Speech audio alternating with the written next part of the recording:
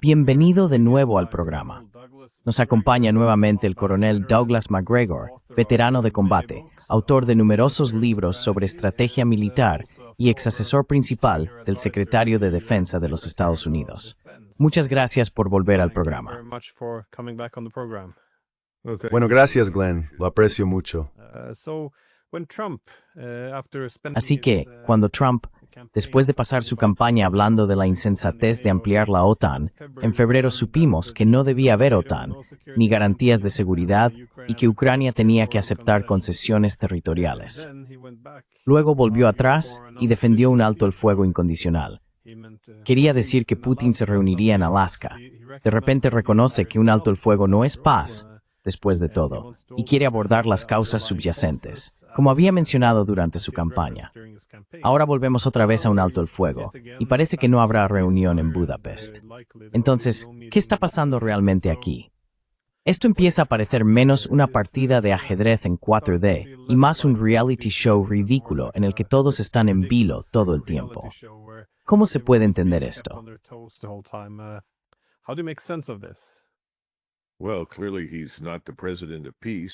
Bueno, está claro que no es el presidente de la paz. Es el presidente de la confusión perpetua. Tiende a oscilar entre dos polos en cada tema, así que es muy difícil seguirle el hilo, como ya ha señalado con todas las contradicciones. Pero en este momento creo que debemos darnos cuenta de que ya no está interesado en poner fin al conflicto en Ucrania. Más bien, se ha apartado de él y ha tomado algunas decisiones bastante enérgicas.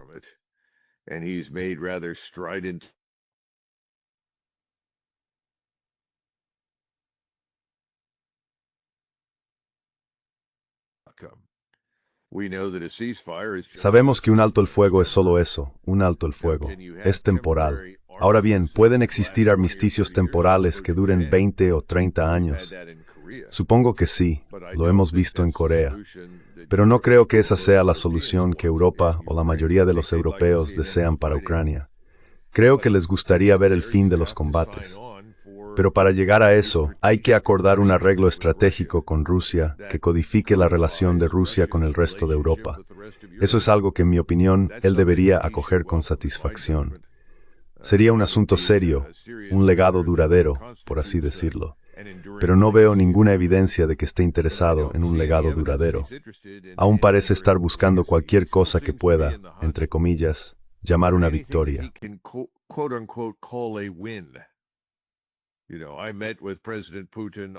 Sabes, me reuní con el presidente Putin, lo cautivé, hice un trato, conseguimos un alto el fuego, la paz está surgiendo. ¿Dónde está mi premio Nobel de la Paz? A menos que pueda decir algo así, no le interesa demasiado. Es una situación desafortunada, y no creo que haya en este momento ningún entendimiento real de lo que Rusia hará a continuación. Creo que ya vemos pruebas en Jersón. Los rusos han establecido ahora una cabeza de puente al otro lado del río Dnieper. Rusas cruzar ese río hacia el sur. Siempre he pensado que querías reentrar Odessa, que históricamente es una ciudad rusa y no tiene nada con Ucrania.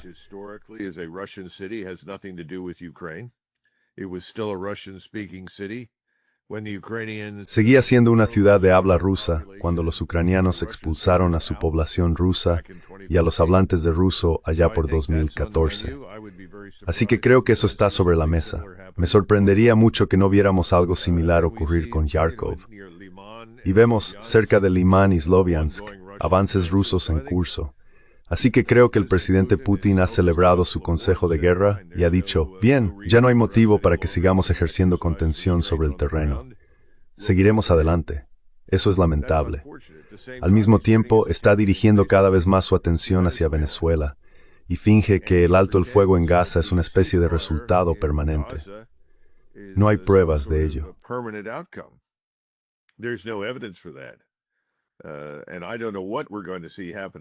Y no sé qué vamos a ver que ocurra en Gaza, aunque creo que con la llegada de Kushner y Witkoff, los oligarcas inmobiliarios, podemos esperar algún intento de quedarse con al menos el 50% de Gaza y convertirlo en una especie de parque temático israelí de expansión inmobiliaria. Todo el asunto es absurdo. Y nadie que yo conozca y que sea mínimamente serio respecto a Venezuela ha logrado entender por qué de repente queremos intervenir en Venezuela e imponer un cambio de régimen de la nada. Y de nuevo, esto era algo que mencionaste antes. El presidente Trump había criticado duramente los cambios de régimen. Ya sabes, son inútiles y contraproducentes. De repente está a la cabeza exigiéndolo en Venezuela, precisamente allí. Ahora se habla de Colombia. No lo sé. Quizá vaya al Congreso y pida una declaración de guerra, aunque lo dudo.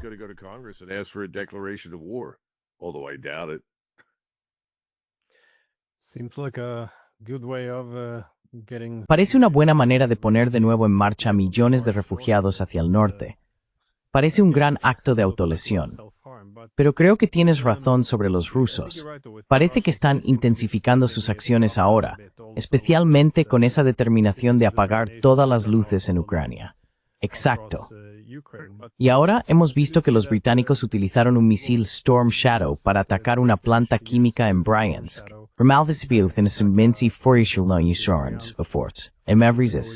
Nu is inte a step to redale that's a stone door near to France tour.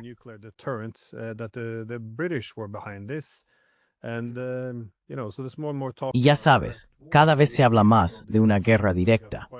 Vimos a los europeos bastante entusiasmados cuando parecía que Trump podría enviar misiles Tomahawk, que serían operados por contratistas estadounidenses y podrían llevar ojivas nucleares. Y sin embargo, esto ocurría, ya sabes, casi en época navideña en las capitales europeas. Y ahora Trump está imponiendo sanciones a las compañías petroleras rusas, algo que ni siquiera Biden quiso hacer. Quiero decir, ¿ves que esta amenaza de una guerra directa se esté gestando? ¿O ves algún indicio de que los rusos u otros se estén preparando para ello?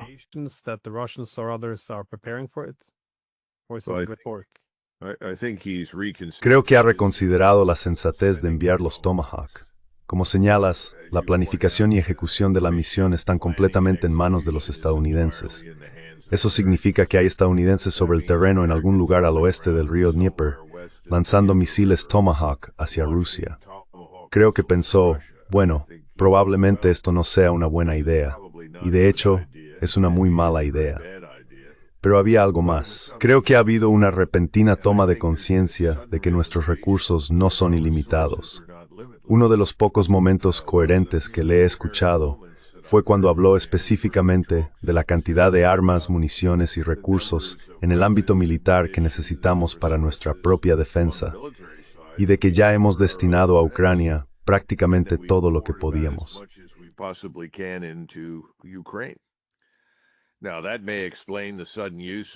Ahora bien, eso puede explicar el uso repentino del Storm Shadow por parte de los británicos.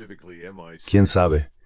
Los británicos, concretamente el Mi-6 y ciertos elementos del estamento militar británico, han estado en Ucrania desde el principio y están metidos en esta guerra hasta el cuello.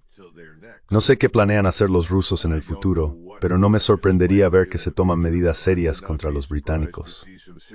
El lugar, el momento, no puedo anticiparlo. Simplemente no lo sé, pero en algún momento creo que los rusos están molestos. Recuerda, los rusos saben que los británicos tienen unas fuerzas armadas muy pequeñas.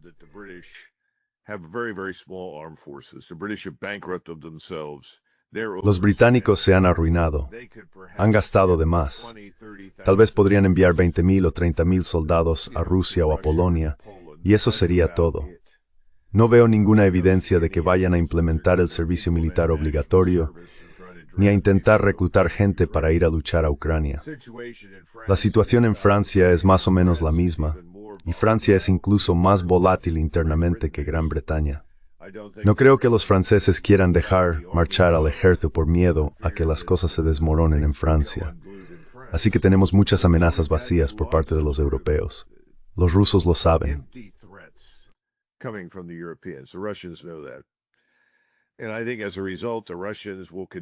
Y creo que como resultado, los rusos seguirán actuando con moderación. Pero al mismo tiempo van a avanzar en Ucrania porque, al contrario de lo que mucha gente piensa, en realidad les gustaría que esta guerra terminara. No quieren gobernar Ucrania occidental. Eso sería una catástrofe para ellos. Saben que la población de allí no los quiere, y ellos tampoco quieren a esa población dentro de Rusia. En realidad, Solo les interesan otros rusos, personas que hablan ruso y quieren formar parte de Rusia, que estén bajo control ruso. Pero cada vez que yo, o cualquier otra persona que sepa algo sobre Rusia, decimos esto, nos silencian.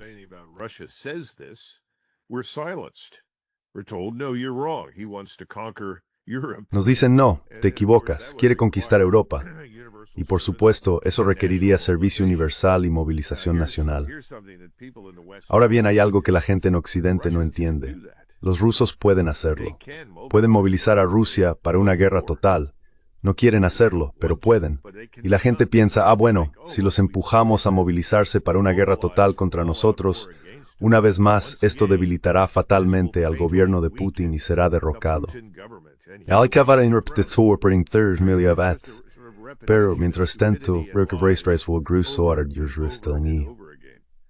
But in the meantime, I think we're going to see the Russians press forward to the river. I think they're going to cross down in the south. Creo que van a cruzar por el sur. Me sorprendería mucho si no se acercan cada vez más a Kiev y en algún momento actúan contra el gobierno que está en Kiev. Pero ya sabes, los rusos han intentado evitar esto. Intentaron encontrar algún tipo de punto intermedio que fuera aceptable. Pero si no estamos dispuestos a escuchar, ¿cuál es el sentido? Y me temo que en el análisis final eso resultó ser el caso con Trump. Así que Trump ahora es también Biden. Es en lo que respecta a los rusos, solo que como señalaste con las sanciones al petróleo, quizá peor.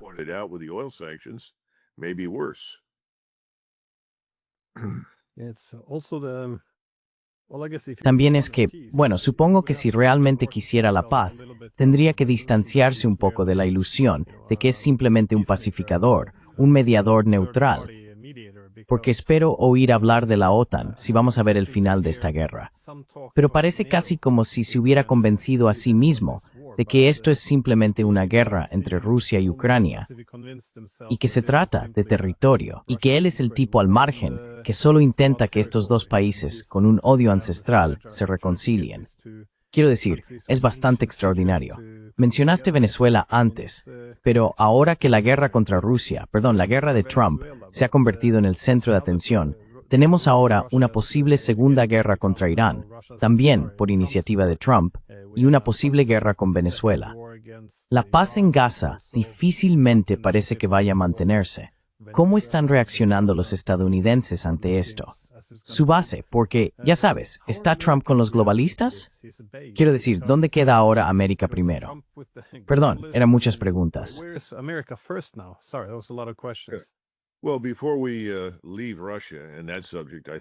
Bueno, antes de dejar Rusia y ese tema, creo que deberíamos señalar lo que cada vez más parece una guerra civil dentro de la Unión Europea y la OTAN. Hemos tenido estas explosiones y no estoy seguro de qué han destruido o si todas son reales, pero me han dicho que ha habido explosiones en tierra en Rumanía. No sé si hubo una explosión relacionada con el oleoducto Druzhba que suministra petróleo a Hungría. Ahora hay una guerra de palabras entre el gobierno de Varsovia, que está condenando a los gobiernos de Budapest y Bratislava por ser, entre comillas, malos aliados. En otras palabras, por negarse a unirse a la cruzada antibélica y antirrusa. Creo que esto es mucho más grave de lo que la gente se da cuenta.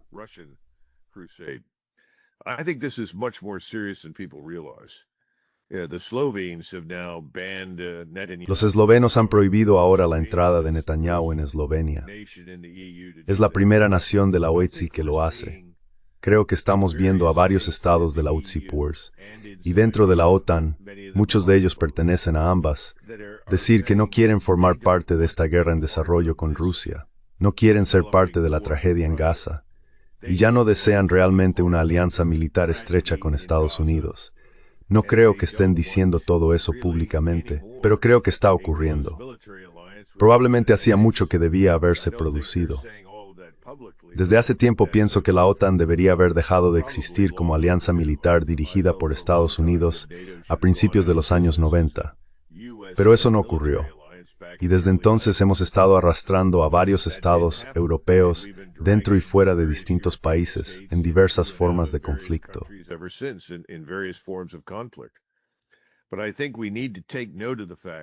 Pero creo que debemos tener en cuenta que esta disputa, especialmente entre Hungría y Polonia, es muy significativa.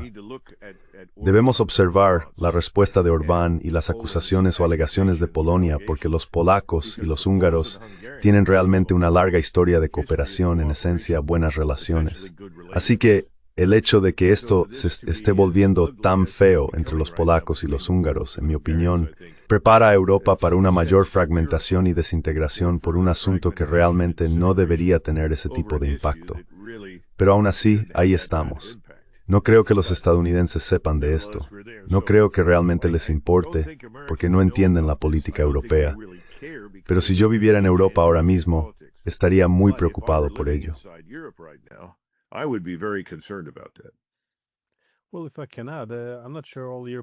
Bueno, si puedo añadir algo, no estoy seguro de que todos los europeos sean conscientes de esto tampoco, porque vi los mismos informes que decían que el 20 de octubre hubo una explosión en una refinería en Hungría que procesa petróleo ruso, y a las pocas horas hubo una explosión en una refinería rumana, también procesando petróleo ruso. Luego, 1 o 2 días después, hubo una explosión similar en una refinería en Eslovaquia, también refinando petróleo ruso.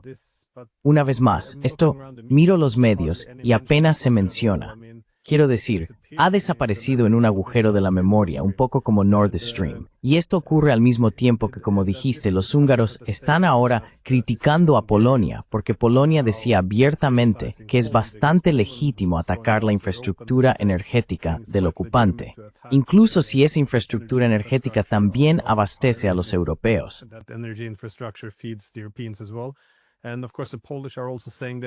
Y por supuesto, los polacos también dicen que no quieren entregar a los sospechosos que destruyeron el Nord Stream a los alemanes. Dijeron que los alemanes deberían avergonzarse por haber construido el Nord Stream desde el principio. Es una retórica bastante radical, así que parece que los europeos también están volviéndose unos contra otros. Quiero decir, la razón por la que los medios probablemente no tienen ningún interés en esto es porque obviamente no fue Rusia, lo que significa que ahora o bien estamos siendo atacados por los ucranianos o nos estamos atacando entre nosotros. Pero en cualquier caso, no hay una buena narrativa, así que parece que simplemente ha pasado desapercibido.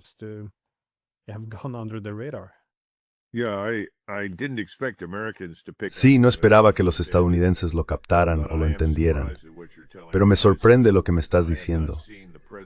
Supuse, y no he visto los comunicados de prensa, pero supuse que habría mucha más cobertura en Europa de la que ha habido. Lo fundamental para mí es esta creciente división dentro de la UR y la OTAN entre los estados que han dicho, esto es ridículo, no nos sentimos amenazados por Rusia, es hora de seguir con nuestras vidas y poner fin a este asunto, frente a aquellos que parecen perpetuamente dedicados a la hostilidad hacia Rusia. Y Polonia, sabes, allá por 1999, cuando incorporamos a Polonia a la OTAN, hubo muchas discusiones entre bastidores por parte de gente que decía, y me refiero a europeos,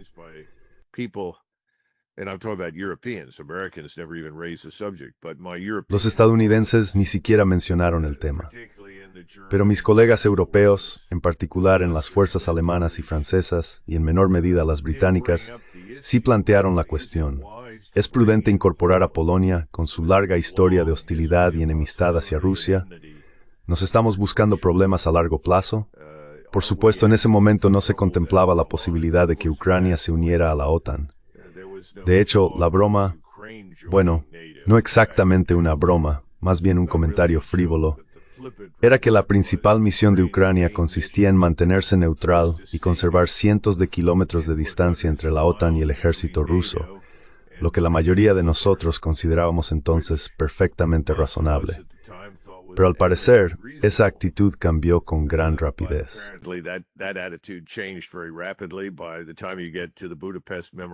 Para cuando llegas al memorando de Budapest y demás, ves que ahora estamos tratando con un ataque directo contra Rusia. Así que ya hemos tenido el ataque contra Rusia y fracasó estrepitosamente. Ucrania se está desmoronando. Está al borde del colapso político, militar y económico. Está casi en el punto en que Ucrania es un paciente en coma tendido sobre una camilla, ya sabes, justo fuera de la morgue. Y la gente sigue inyectándole adrenalina para mantenerla con vida, para que el corazón lata y parezca capaz. Pero no lo es. está acabada. Y todo lo que tienes que hacer es preguntar a los alemanes que viven en lugares como Colonia o Düsseldorf, ¿dónde están todos los hombres ucranianos? Pues están todos allí. No están en Ucrania listos para luchar contra nadie. Y muchos más intentan salir.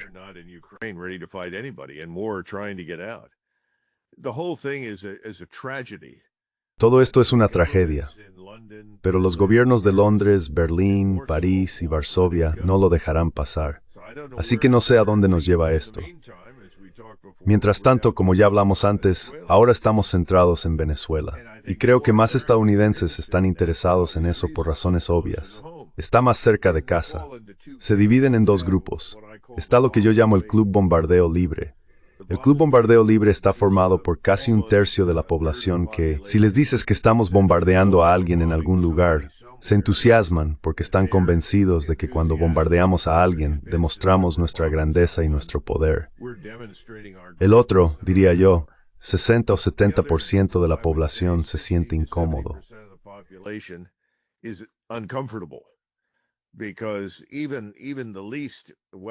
Porque incluso el estadounidense menos informado se pregunta, ¿por qué Venezuela? ¿Drogas? ¿En serio? Las drogas que nos preocupan, la cocaína, salen de Colombia. Ahora bien, parte de ella acaba filtrándose a través de Venezuela, sin duda, pero no en grandes cantidades. Colombia y Ecuador son los dos grandes centros. Y México, los cárteles mexicanos, son los que envían el fentanilo hacia el norte. Y eso viene de China a México. Bueno, supongo que la gente ha decidido que no se puede atacar a China. Eso es demasiado arriesgado. Así que dejemos esa idea por el momento y ataquemos a alguien en Sudamérica. Creo que la combinación de la ilusoria amenaza de las drogas con los intereses reales y concretos que hay allí, petróleo, gas, esmeraldas, oro, ha prevalecido sobre todo lo demás.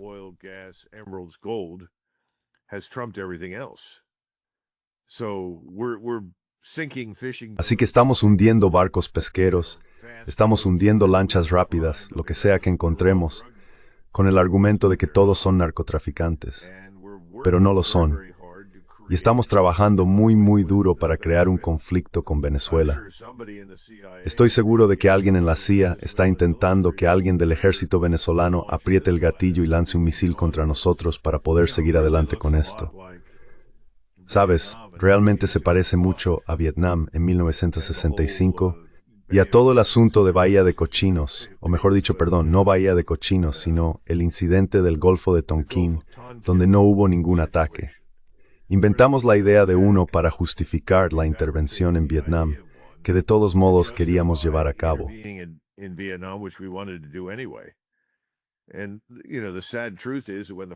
Y sabes, la triste verdad es que cuando las primeras fuerzas desembarcaron en Vietnam, no tenían ni idea de lo que se suponía que debían hacer.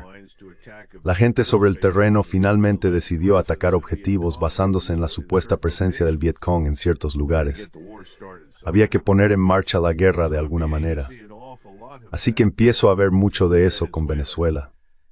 Recuerdo haber oído esto una vez personalmente en mi vida, pero sé que ocurrió antes. En 1965, el objetivo era meter al ejército en Vietnam. Ese era el objetivo. Antes de hacer cualquier otra cosa, había que meter al ejército en Vietnam. Y Wolfowitz hizo un comentario del mismo tipo. Tenemos que meter al ejército en Irak.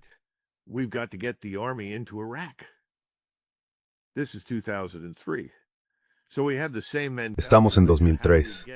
Así que tenemos la misma mentalidad ahora mismo. ¿Cómo nos metemos en Venezuela? Eso es lo que queremos hacer. Nadie está pensando con cuidado en las distintas implicaciones. Nos hacemos responsables del pueblo venezolano. Si vamos a desmantelar el gobierno e instalar un títere, ¿cómo mantenemos a ese títere en el poder? ¿Se convierte entonces Venezuela en una especie de causa internacional para que América Latina luche contra nosotros? Cientos de miles de paramilitares de Colombia o Brasil cruzarán la frontera hacia Venezuela para luchar contra nosotros. Y por cierto, ¿por qué estamos rescatando a Argentina con sumas enormes de dinero?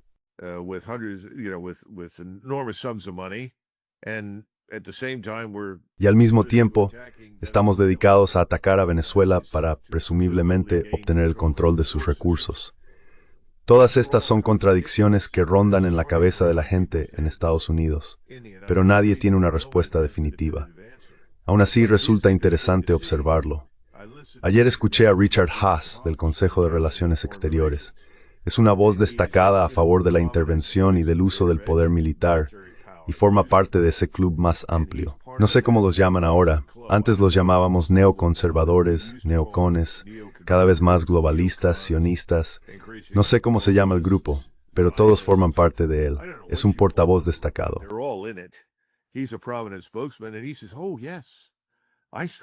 Y él dice, oh sí, apoyo firmemente el cambio de régimen en Venezuela.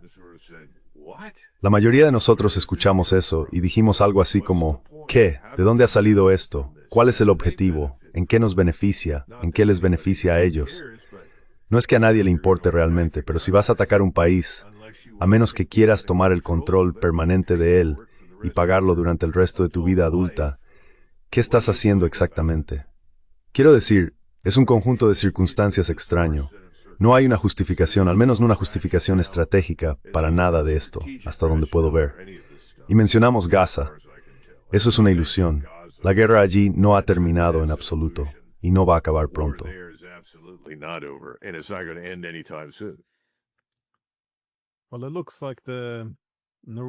Bueno, parece que los noruegos le están dando a Trump una especie de pase fácil, con la invasión de Venezuela y el Premio Nobel de la Paz, porque los noruegos le dieron el Nobel de la Paz, como sabes, a Machado, que ha estado defendiendo no solo las sanciones, sino también la intervención militar, al menos de forma implícita.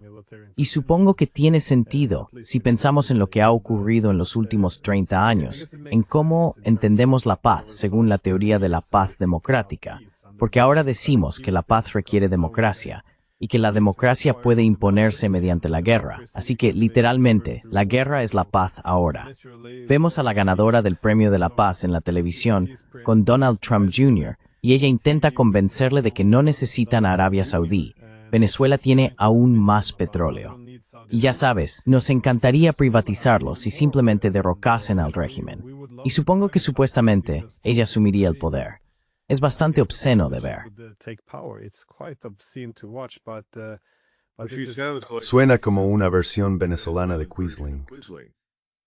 Sí, nos acordáis. Bueno, no lo creo, porque si tuvieran algún recuerdo de eso, sin duda cuestionarían la sensatez de darle toda esta credibilidad a Machado. Es realmente asombroso. Ya sabes, Guaidó, o como se llamara hace unos años, era la celebridad que se suponía debía ser instalada en Venezuela. Hubo un intento de ponerlo allí. La CIA estuvo involucrada. Todo fracasó y se vino abajo. Y creo que el presidente Trump puede creer que esta vez funcionará gracias a la intervención activa del poder militar estadounidense. Y creo que quizás sus asesores, en particular la gente de la comunidad de inteligencia, le están diciendo que la invasión de Bahía de Cochinos fracasó en Cuba porque el ejército estadounidense no participó. Se confió demasiado en que la gente de Cuba regresara para que todo funcionara. No lo sé, estoy especulando, pero intento averiguar en mi mente qué podría llevar al presidente a esto.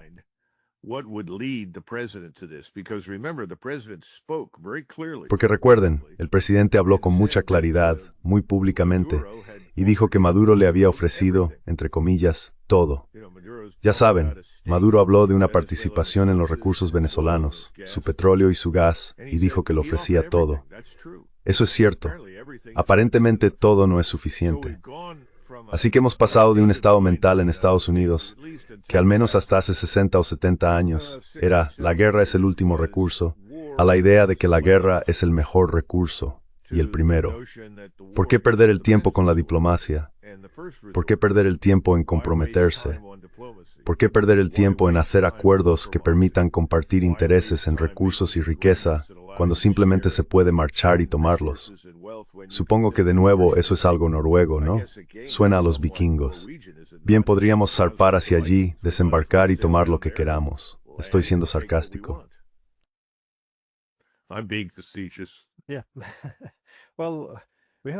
Sí, bueno, tenemos problemas similares en Europa, sin embargo. Hablé con un general francés más temprano hoy, y tenía un punto parecido. argumentaba que muchos de los problemas de Europa son internos, pero en cambio toda nuestra atención se centra en Rusia, a la que se culpa de todo. En general, dentro de Europa ahora estamos viendo desindustrialización, deuda, fragmentación social y cultural, una crisis de legitimidad política, pérdida de valores tradicionales e incluso un declive demográfico. La libertad de expresión no atraviesa un buen momento y hay una ausencia total de soberanía digital y tecnológica.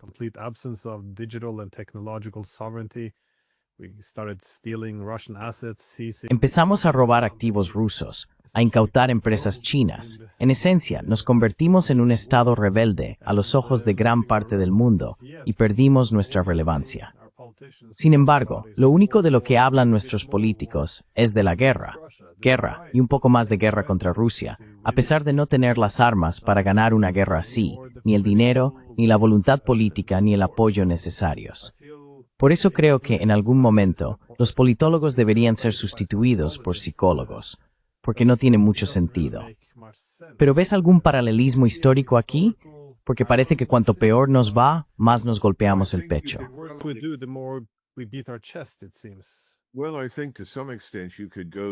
Bueno, creo que hasta cierto punto se podría recurrir a El auge y la caída de las grandes potencias de Paul Kennedy. En su libro, habla de lo que algunos de nosotros llamamos el comportamiento de un imperio en su fase final. Esto ocurre cuando un imperio o una gran potencia de algún tipo empieza a lanzarse en distintas direcciones hacia el exterior, con la esperanza de apuntalar los muros contra el colapso. Ya sabes, Gran Bretaña, después de la Primera Guerra Mundial, intentó sacar provecho de lo que creía que eran las ganancias imperiales obtenidas como resultado de la derrota de Alemania. Austria, por supuesto, no tenía colonias en África ni en otros lugares similares, pero los alemanes sí tenían algunas, y los británicos las absorbieron con entusiasmo.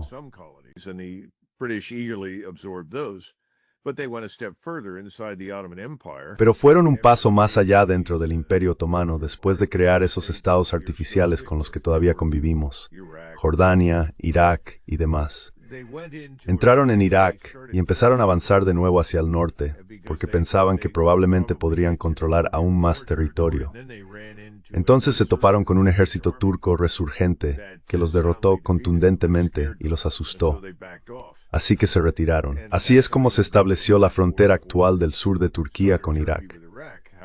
Sin embargo, tras unos 6 a 12 meses en Irak, decidieron que daba más problemas de los que valía, porque a los británicos les costaba más permanecer en Irak, gobernar el lugar, intentar administrarlo y explotar su petróleo, que era el verdadero objetivo, obviamente, que su propio presupuesto nacional de sanidad.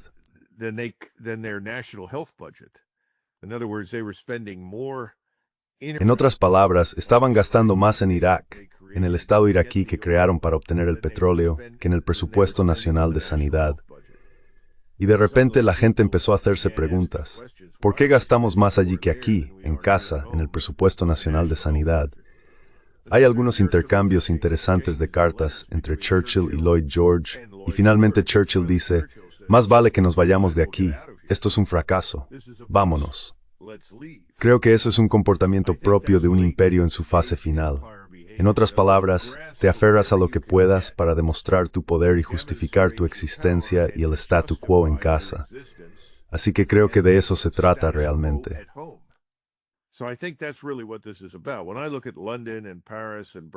Cuando miro a Londres, París y Berlín, y se ve el terrible potencial de disturbios e inestabilidad en todos esos países ahora mismo, es porque se permitió la entrada a millones de personas que no tenían ninguna intención de asimilarse, y nunca lo harán. Lo único que pueden hacer es representar una amenaza existencial dentro de esas sociedades, para la existencia de las sociedades que conocemos en esos países, su cultura, su identidad nacional, su modo de vida. En nombre betort das witsen mi kring. Går rysen och distractionalit så sinon I en minalorstid, lux gorein elnerströmmig.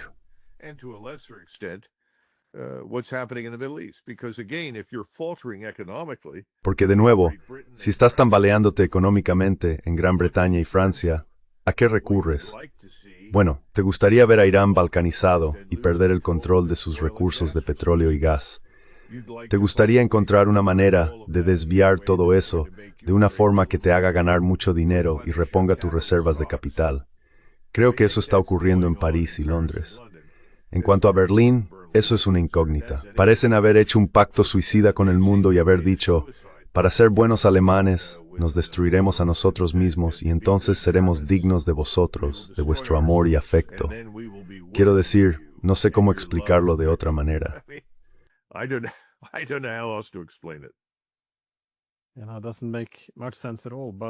No tiene mucho sentido en absoluto. Pero dado lo que acabas de mencionar, la creciente inestabilidad política, y también se puede añadir la inestabilidad económica, con el Reino Unido, Francia y Alemania como las tres principales potencias, y además la retórica cada vez más agresiva entre Hungría y Polonia, posiblemente, como comentamos, incluso recurriendo a la fuerza o al sabotaje entre sí, ¿cómo ves el futuro de la OTAN y de la UE? Hablamos de esto en el pasado, y eras algo pesimista respecto a su futuro, pero las cosas parecen ir de mal en peor. ¿Ves algún desmoronamiento de alguna de esas dos organizaciones? Well, in January of 2022, Bueno, en enero de 2022, en una entrevista con The National Interest que realizó Dimitri Simes, y creo que George Beebe también participó, él solía estar en la sección de Rusia de la CIA, dije que no solo los rusos invadirían, cosa que hicieron, sino que en última instancia la OTAN no sobreviviría a esta crisis, y sigo sin creer que lo haga. Mira, hablamos de las contradicciones con el presidente Trump. Por un lado, el presidente Trump mostró todas las razones para cooperar con Rusia. Expuso esas razones. Hay buenas razones para que trabajemos con Rusia. Se acercó al límite, pero no cruzó la línea hacia la cooperación, y culpó de ello al hecho de que sus aliados europeos no lo apoyaban.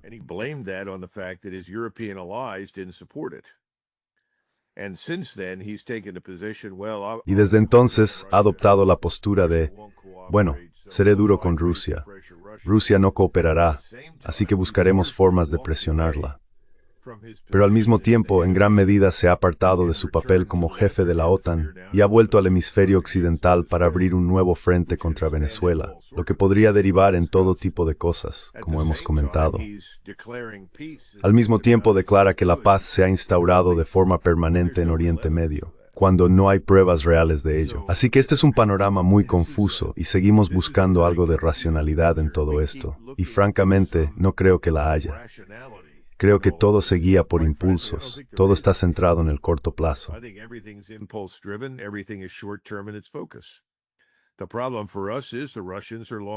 El problema para nosotros es que los rusos son pensadores estratégicos a largo plazo, y por eso querían un acuerdo estratégico a largo plazo.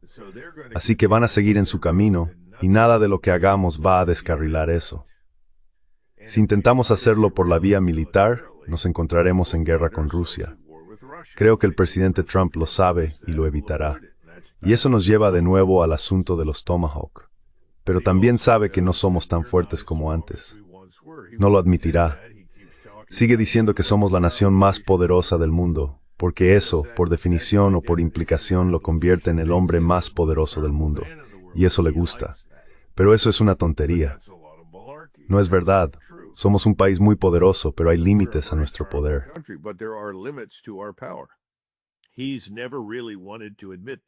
Nunca ha querido admitir eso realmente. Pero cuando dijo no creo que vayamos a enviar esos Tomahawks y habló sobre las reservas de misiles en Estados Unidos, cuántos tenemos y cuántos necesitamos, estaba admitiendo que existen limitaciones en nuestro poder militar, al menos en lo que respecta a una guerra con Rusia. Eso es algo positivo. No ayuda a la situación en Europa, pero es una abdicación de su responsabilidad como líder de la OTAN, simplemente apartarse y decir, aumentaré las sanciones, castigaré a Rusia, pero no haré nada más. Lo único que ha hecho es echar más leña al fuego y empeorar las cosas. No ha contribuido en absoluto a un cese de las hostilidades.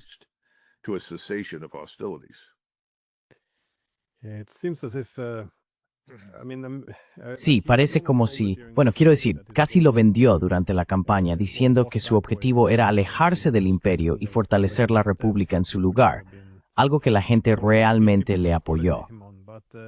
Luego cambió un poco. Ahora sostiene que la razón del declive de Estados Unidos son los líderes débiles y que la salvación es, bueno, él mismo, el líder fuerte. Pero el problema entonces es, ¿qué pasa si la fuerza es la única solución para recuperar su antiguo poder y no funciona? Como dijiste, hay límites al poder de Smalls. Ya sabes, eso también le hace parecer débil y eso le vuelve más temerario.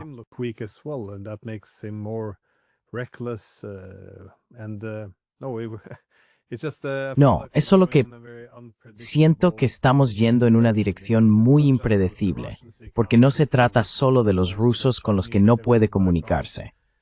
También están los chinos.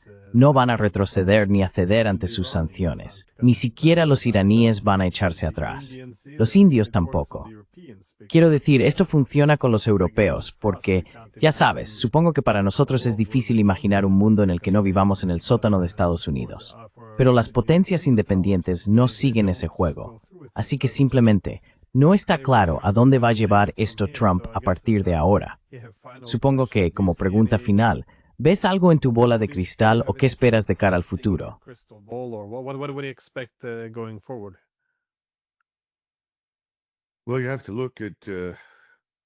Bueno, hay que fijarse en las acciones del presidente Trump en lugar de lo que dice. Ahora está haciendo campaña por la reelección de Lindsey Graham, el senador de Carolina del Sur, que probablemente sea el belicista más vocal del Capitolio, básicamente un prisionero del lobby israelí, del lobby de defensa y de la maquinaria bélica. Está atado a todas esas cosas, y ahí es donde Trump quiere poner su énfasis.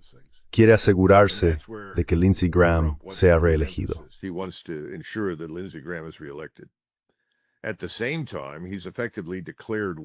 Al mismo tiempo, ha declarado efectivamente la guerra al senador Rand Paul de Kentucky y al congresista Thomas Massie, también de Kentucky, ambos críticos con el uso de dinero en el Capitolio por parte del lobby israelí para promover la guerra en Oriente Medio. Ambos se han opuesto a nuestras intervenciones en Oriente Medio, a nuestra posible implicación en la guerra con Rusia, y son abiertamente críticos con esta guerra en desarrollo con Venezuela y con lo que califican acertadamente como comportamiento ilegal en el mar, básicamente destruir barcos a diestra y siniestra, lo cual va en contra del derecho internacional. Son ejecuciones extrajudiciales. Así que esas son las personas a las que intenta destruir, el senador Paul y el señor Massie. Y va a esforzarse por reelegir a Lindsey Graham. ¿Qué te dice eso? ¿Dónde está su corazón? ¿Qué piensa? Pues está con Lindsey Graham, y eso augura un mal presagio para Estados Unidos. No hay duda de ello.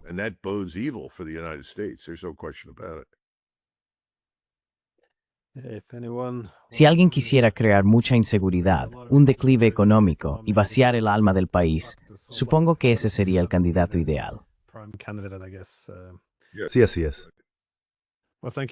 Bueno, muchas gracias por tomarte el tiempo. Solo desearía que estuvieras terminando con una nota más positiva.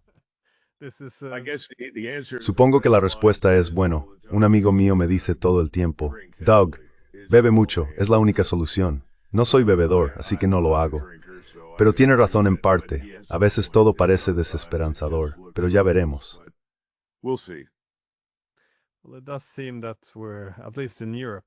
Bueno, parece que al menos en Europa nos estamos acercando cada vez más a una guerra directa. La disposición a asumir grandes riesgos parece estar aumentando, aunque al mismo tiempo Estados Unidos parece estar retirándose y diciendo que los europeos deberían ocuparse de su propia guerra. Así que, de algún modo, estamos perdiendo nuestro respaldo justo cuando estamos intensificando la situación. Creo que, en algún momento, el cálculo ruso, el coste de no hacer algo será mayor que el de hacerlo, llegará a ese punto. Y creo que estamos muy, muy cerca de eso. El hecho de que los rusos estén reforzando ahora sus arsenales está generando cierta preocupación. En fin, es difícil terminar con una nota positiva, dado el momento en que nos encontramos. Pero bueno, así es el mundo, así que gracias de todos modos. De acuerdo, gracias, Glenn. Adiós.